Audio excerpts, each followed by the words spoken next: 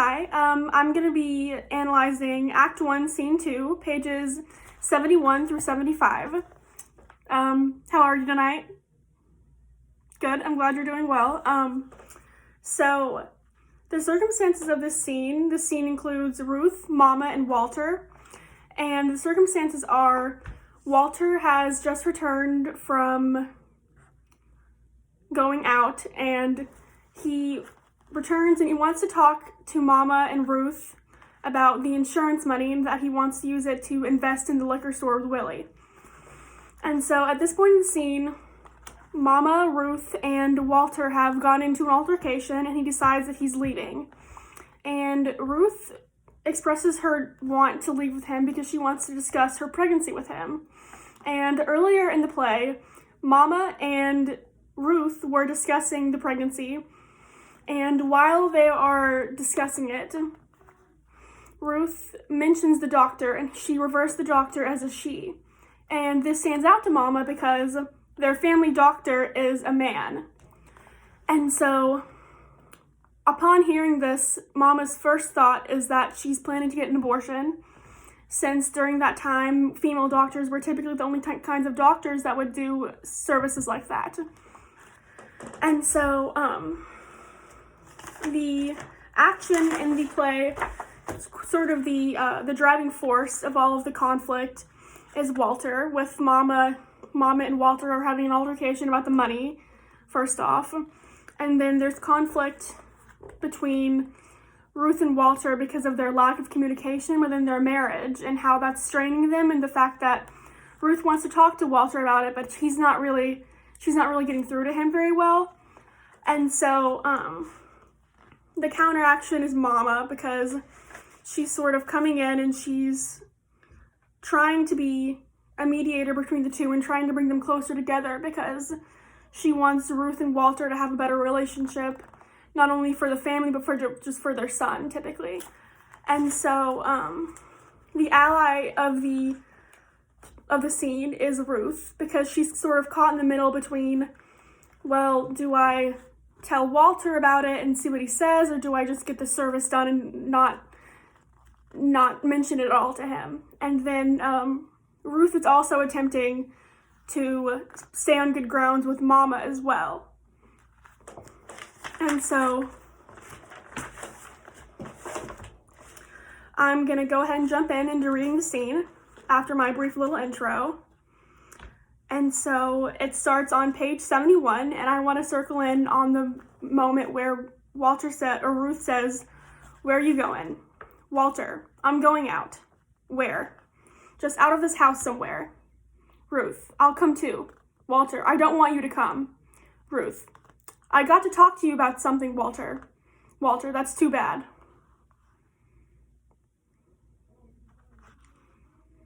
And so this is showing that Walter isn't really willing to form an open line of communication with his wife, and he isn't really allowing her to get through to him because of the other things that are going on in his head and the disappointment of his life so far. And so, where did I leave off? Mama says, "Walter Lee, sit down." Walter says, "I'm a grown man, Mama." Mama: "Ain't nobody said you wasn't grown. But you still in my house and my presence, and as long as you are, you'll talk to your wife civil." And so this is sort of showing that Mama is trying to be a mediator between the two because she wants to get through to her son and understand what he's going through, but she also wants his wife, Ruth, to feel comfortable in her own home and feel as though that she can go to Walter with issues and details about their lives and stuff without Walter getting extremely angry and combative. And so Ruth says, "Oh, let him go on out and drink himself to death. He makes me sick to my stomach." And then at this point, Ruth flings her coat at Walter, and then she retreats into their bedroom to get away from the situation, because at this point, I think that Ruth has already decided that there's no use getting through to him, and her best option is just to get the service and then to be done with it, because she thinks that's the best thing to do for her family. And so this leaves only Walter and Mama on stage. And in page 72, Walter starts and he says, "And you turn mine too, baby." That was my biggest mistake. And then in the first beat of the scene, Mama says to Walter, Walter, what is the matter with you?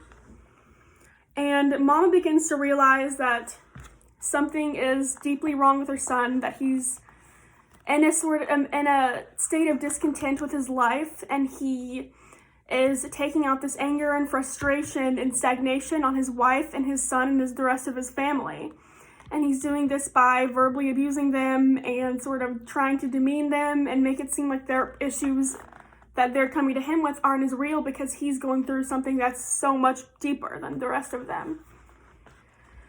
And so after that, Walter says, matter with me? Ain't nothing the matter with me. And then Mama says, yes, there is. Something eating you up like a crazy man. Something more than me not giving you this money. The past few years, I've been watching it happen to you. You get all nervous acting and kind of wild in the eyes. Walter jumps impatiently at her words. I said, sit there now, I'm talking to you. Mama, I don't need no nagging at me today. Okay.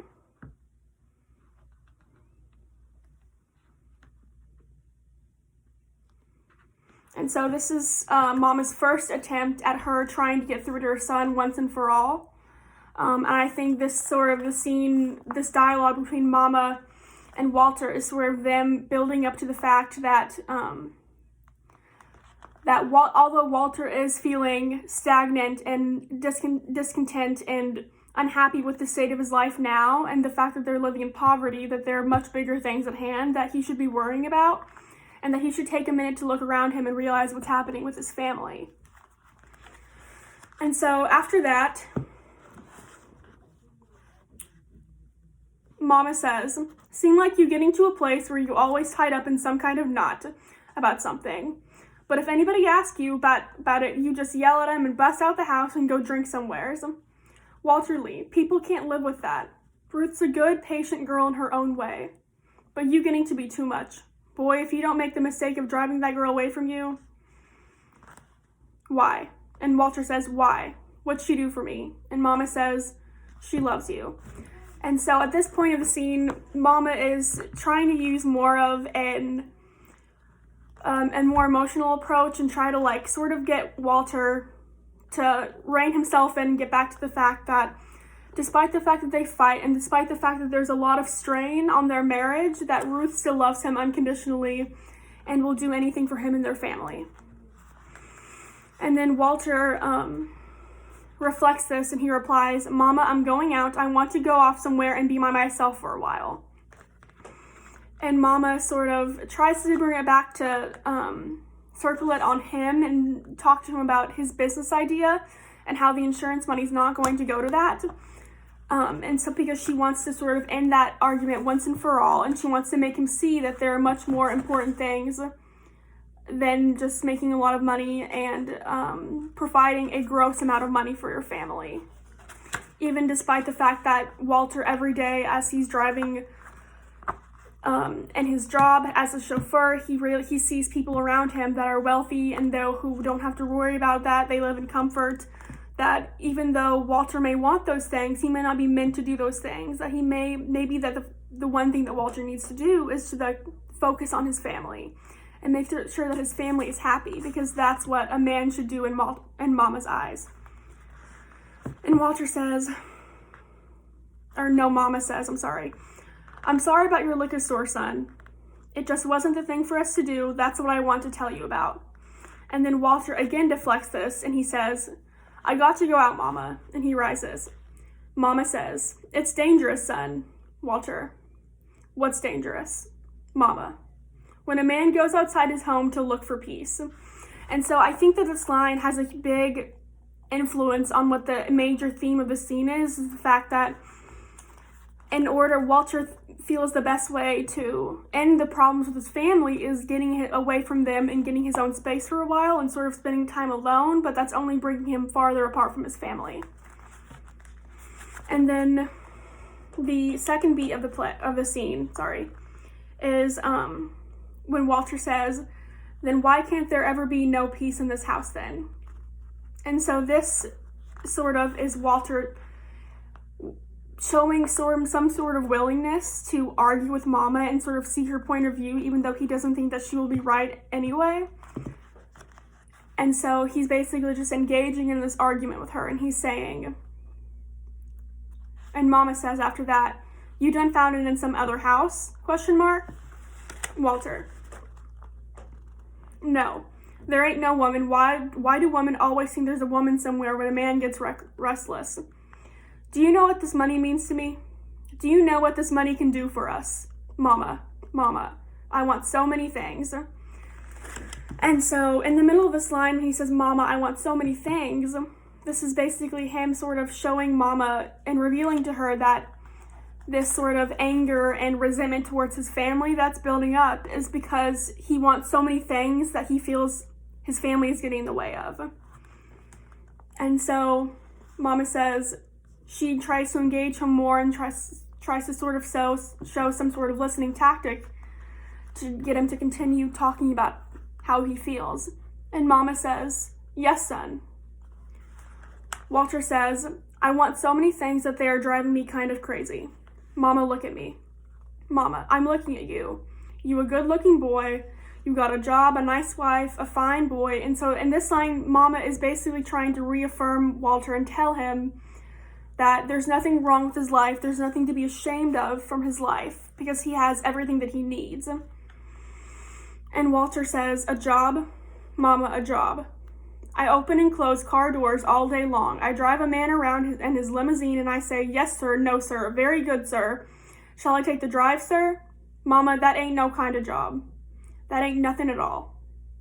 Mama, I don't know if I can make you understand." And Mama says, "Understand what, baby?" And then in the third beat of the scene, this is when Walter begins to talk about how money is the root cause of everything that's wrong with his life. And the fact that his family is living in such poverty is the ultimate cause of his stress and his insecurity and his resentment towards himself and his family.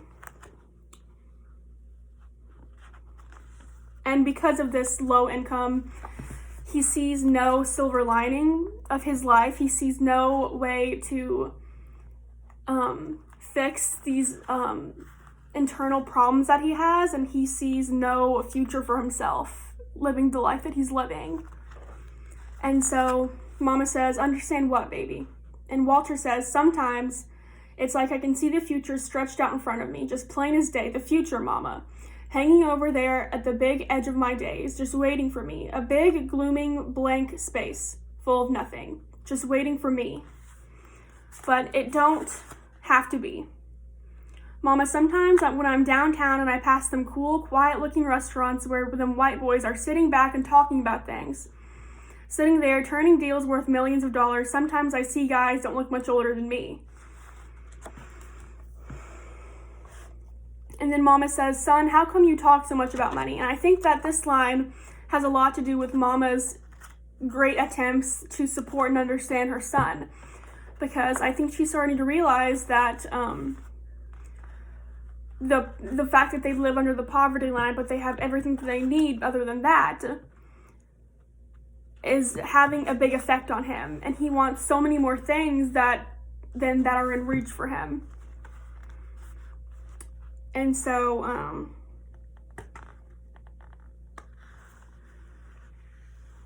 through this section, between the line I just read and to where Mama says, "Son, do you know your wife is expecting another baby?"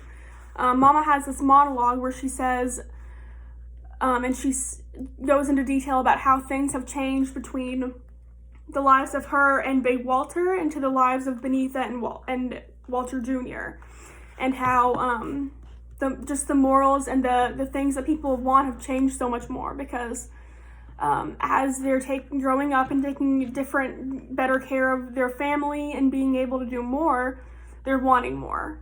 And Mama goes to say that freedom was the one thing that her and Big Walter wanted to have, and now it's money that Walter wants for him and Ruth and Travis. And how she's just describing how different everything is as the world is changing and how the generations are growing and growing and growing. And on the fourth beat of the play, or not the play, I'm sorry, the scene, I keep saying that, Mama says, "Son, did you know that your wife is expecting another baby?" And Walter is obviously stunned by this. He didn't know this information prior to the scene. And Mama says, "That's what she wanted to talk to you about. This ain't for me to be telling, but you ought to know. I think Ruth is thinking about getting rid of that child." And as Mama says this, Walter begins to realize how just completely disconnected from his family that he's been, because he should have known these things. But he was so focused on the liquor store and money and his job that he wasn't really listening to the more important things in his life, like Ruth's pregnancy. And so Walter is slowly beginning to understand what Mama is saying, and he's starting to realize that he is in the wrong. And Walter says, no, Ruth wouldn't do that. And Mama says, "When the world gets ugly enough, a woman will do anything for her family." And this line sort of encapsulates Ruth's entire character as a mediator and as an ally to Mama and Walter, who are the action and the counteraction. And so she's basically doing anything that she can to relieve stress from her husband and from her family. And it's basically saying that Ruth is self-sacrificing, and she's willing to do anything in her power to keep the peace and to keep their heads above water. And just one second. Walter says, "You don't know Ruth, Mama, if you think she would do that." And then Ruth, on the fifth beat of the scene, she busts out of their bedroom, because it's a very small apartment and you can really hear anything that's going on anywhere in it.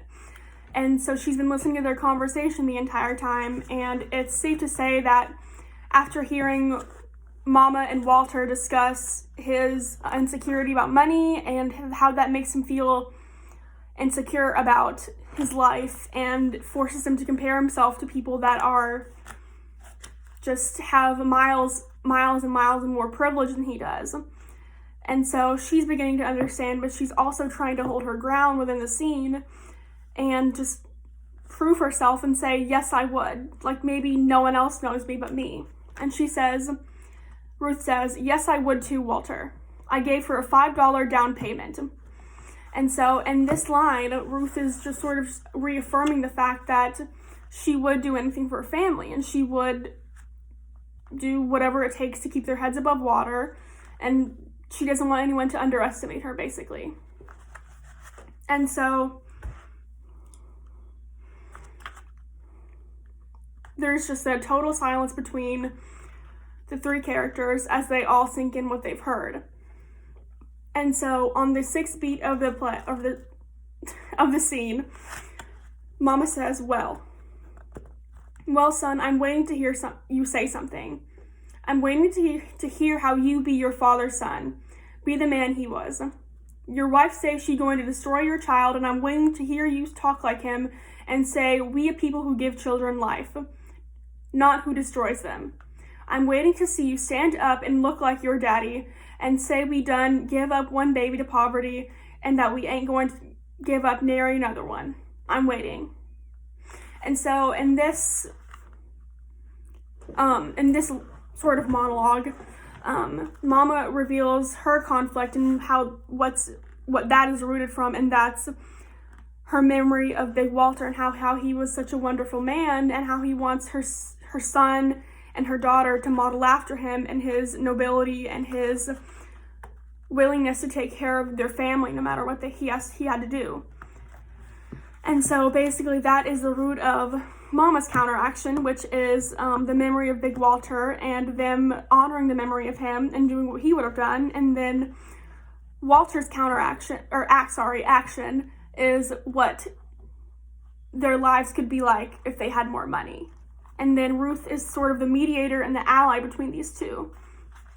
And so Walter is still completely stunned because he has been so disconnected from his family for so long that he really just has nothing to say. He has no valid point to make. He doesn't have any way to fix the situation because he hasn't been paying attention to her for so long. And so Mama says, if you a son of mine, tell her. You are just a disgrace to your father's memory. Somebody get me my hat. And then curtain, the scene is over. And so, basically this segment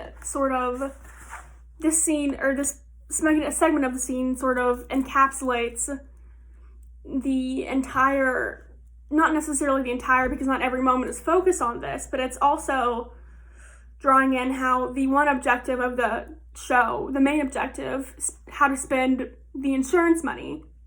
And it's sort of tying that to every other issue surrounding the play, being Ruth's pregnancy and sort of how Lorraine Hansberry ties it also to Beneatha's school, and how Beneatha is trying to become more connected to her African heritage. And so, yes, that was my analysis of A Raisin in the Sun's conflict. I hope you enjoyed it. Thank you. I'm sure this video is very long. I'm very sorry, but have a great night nonetheless.